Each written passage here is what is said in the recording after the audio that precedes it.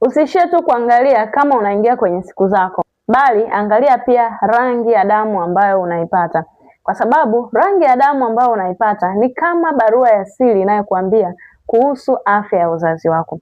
Kama wewe ni mwanamke ambaye unapata damu yenye rangi nyeusi au kahawia, hii inaweza kuashiria kwamba kuna mabaki ya damu ya zamani ambayo inatokana na mtiririko hafifu wa damu. Lakini kitu cha pili, kama unapata damu yenye rangi ya pinki au nyepesi sana kama maji, hii inaweza kuashiria kwamba kiwango cha homoni ya estrogen kiko chini sana au una upungufu wa damu.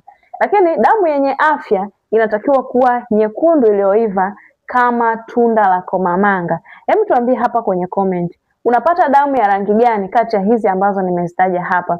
Lakini pia ilikuwa mwanafamilia wa Malkia Clinic na usio unapitwa na masomo haya kila siku, hakikisha umebonyeza alama ya kujumlisha hapa pembeni ili kuwa mwanafamilia wetu. Lakini pia ukiklik link hapa kwenye bio itakupeleka kwenye group la WhatsApp ambao tunafundisha masomo haya kila siku bure kabisa. Unasubiri nini? Malkia Clinic, care like a queen.